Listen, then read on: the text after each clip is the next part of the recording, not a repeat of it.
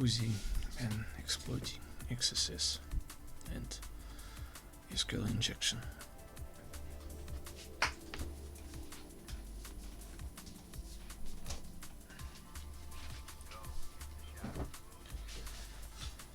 In this chapter, you'll learn how to write a short and sweet cross-site scripting XSS and SQL injection fuzzer for URLs that take HTTP parameters and GET and POST requests.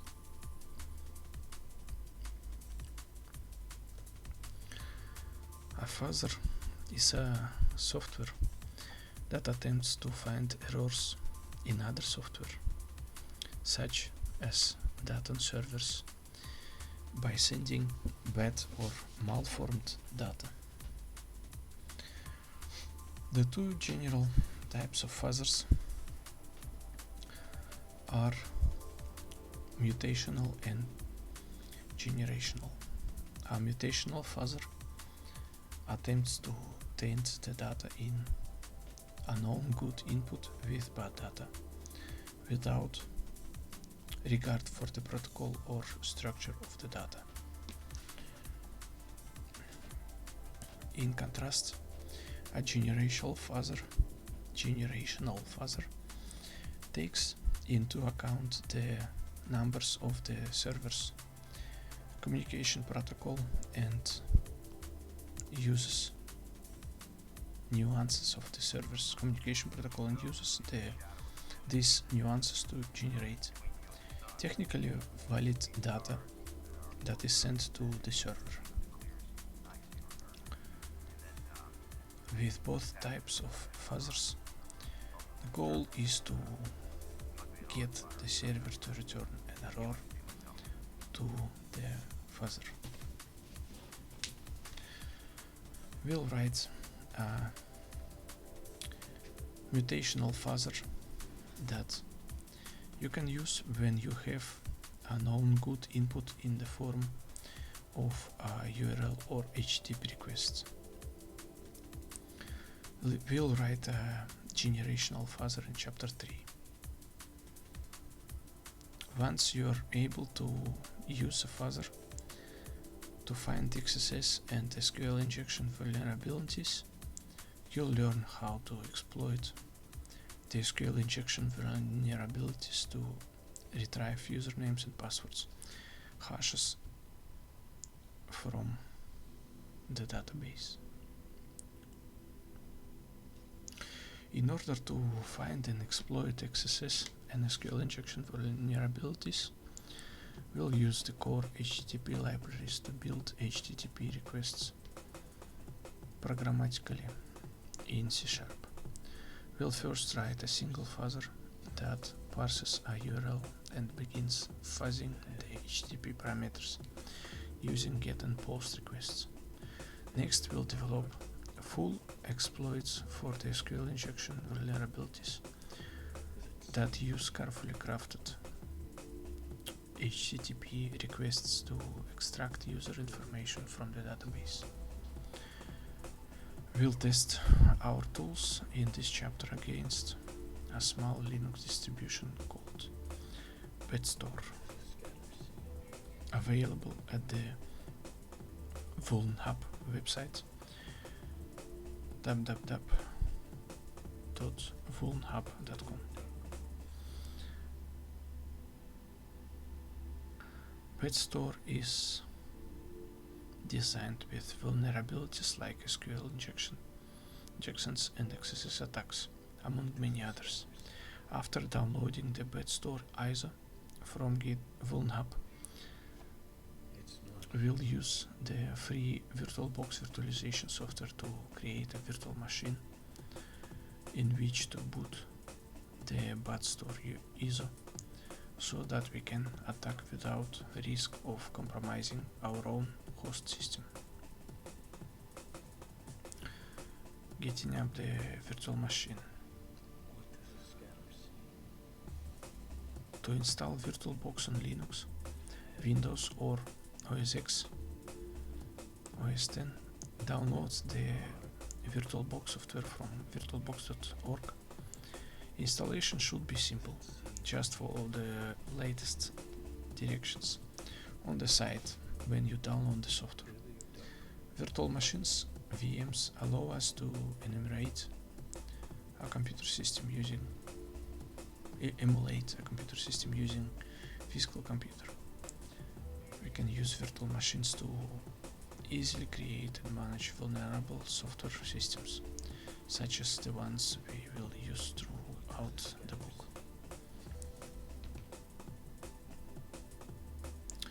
Adding hosts only virtual network.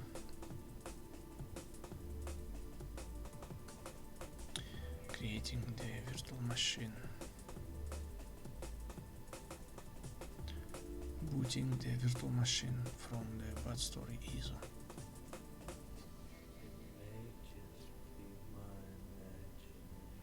Once you have your virtual machine's IP address, enter it in your web browser and you should see a screen like the one shown in figure 2-2.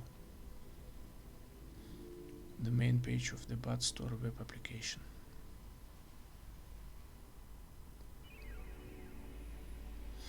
SQL injections. In today's rich web applications, programmers need to be able to store and query information behind the scenes in order to provide high-quality, robust user experiences.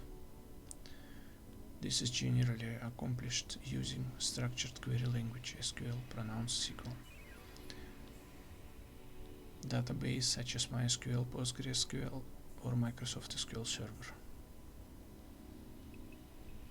SQL allows a programmer to interact with a database programmatically using SQL statements. Code that tells the database how to create, read, update, or delete data based on some supplied information or criteria. For instance, a select statement asking the database for the number of users is hosted database. In a hosted database might look like listing 2-1 select count from users. Simple SQL select statement. Sometimes programmers need SQL statements to be dynamic, that is, to change based on a user's interaction with a web application. For example, a programmer may need to select information from a database based on a certain user's ID or username. However, when a programmer builds an SQL statement using data or values supplied by a user from an untrusted client, such as a web browser, SQL injection vulnerability may be introduced if the values used to build and execute SQL statement are not properly sanitized. For example, the C# swap method shown in listing 2-2 might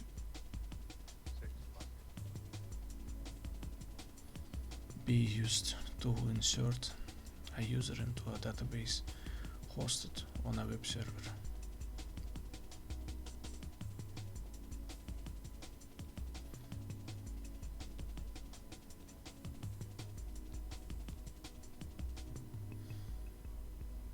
SOAP, or Simple Object Access Protocol, is a web technology powered by XML that's used to create APIs on web applications quickly. It's popular in enterprise languages such as C# or Java. In this case,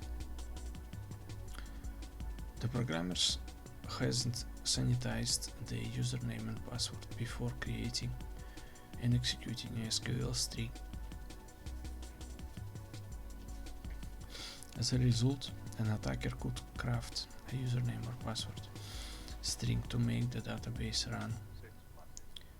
Carefully crafted SQL code designed to give them remote command execution and full control of the database. If you were to pass an apostrophe with one of the parameters, say username, instead of username, the execute non-query method would try to run an invalid SQL query shown in listing 2-3. Then the method would throw an exception which would be shown in HTTP response for the attackers to see. This SQL query is invalid due to unsanitized user supplied data. Many software libraries that enable database access allow a programmer to safely use values supplied by an untrusted client like a web browser with parameterized queries.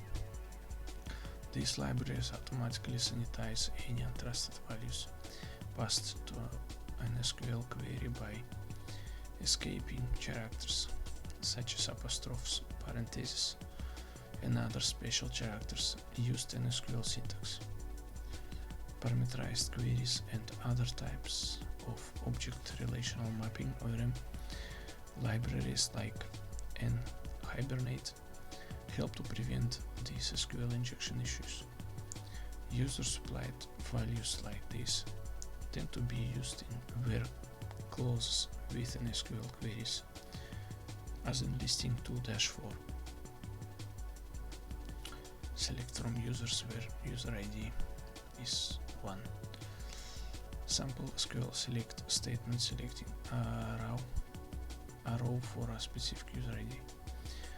As shown in listing 2-3, throwing a single apostrophe into an HTTP parameter that is not properly sanitized before being used to build a dynamic SQL query could cause an error to be thrown by the web application, such as an HTTP return code of 500, because an apostrophe in SQL denotes the beginning or end of a string. The single apostrophe invalidates the statement by ending a string prematurely, or by beginning a string without ending it. By passing the HTTP response to such a request, we can fuzz the web applications and search for user-supplied HTTP parameters that lead to SQL errors in the response when the parameters are tampered with. Cross-site scripting.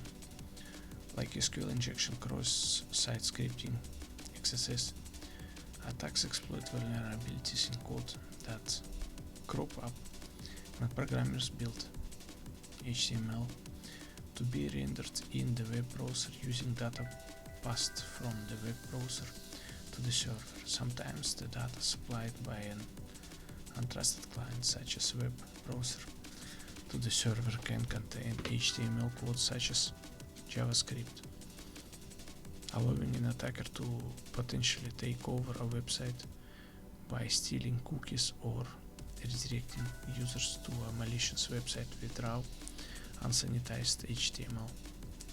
For example, a block that allows for comments might send an HTTP request with the data in a comment from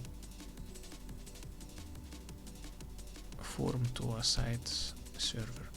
If an attacker were to create a malicious comment with embedded HTML or JavaScript, and the block software trusted and therefore did not sanitize the data from the web browser, submitting the comment, the attacker could use their loaded attack comment to deface the website with their own HTML code, or redirect any of the blocks visitors to the attacker's own website. The attacker could then potentially install malware on the visitors' machines. Generally speaking, a quick way to detect code in a website that may be vulnerable to XSS attacks is to make a request to the site with a tainted parameter. If the tainted data appears in the response without alteration, you may have found a vector for XSS. For instance, suppose you pass XSS in a parameter within an HTTP request, as in listing 2-5.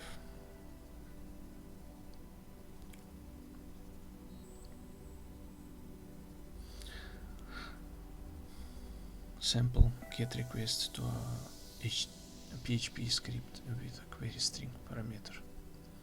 The server responds with something like HTTP response in listing 2-6. Sample response from the PHP script, sanitizing the name query string parameter. Essentially, if the code XSS is replaced with a version that has some HTML entities, you know that the site is filtering input using a PHP function, such as HTML special chars or a similar method. However, if the site simply returns XSS in the response, you know that it's not performing any filtering or sanitization. As with the HTTP name parameters in the code shown in listing 2-7, PHP code vulnerable to XSS. As with the code vulnerability to SQL injection in listing 2-1, the programmer is not sanitizing or replacing any potentially bad characters in the parameter before rendering the HTTP to the server to the screen by passing a specifically crafted name parameter. To the web application, we can render HTML to the screen, execute JavaScript, and even run Java applets that attempt to take over the computer. For example, we could send a specially crafted URL such as the one in listing 2-8, a URL with a query string parameter that would pop up a JavaScript alert if the parameter were vulnerable to XSS. The URL in the listing 2-8 could cause a JavaScript pop-up to appear in the browser with the number 1 if the PHP script were using the name parameter to build some HTML code that would eventually be rendered in the web browser.